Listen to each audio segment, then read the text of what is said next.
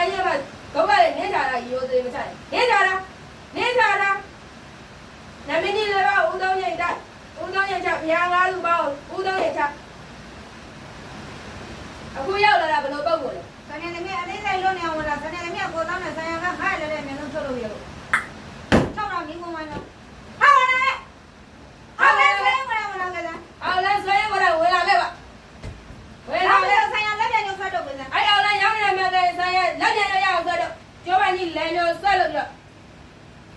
အမတောက်ထားပြီအောက်ကနားနဲ့ထောက်တာအားခိုင်းထိုးထားလို့လည်းမသေးသေးနဲ့ပြောနိုင်ဆုံးနိုင်လားမပြောရလား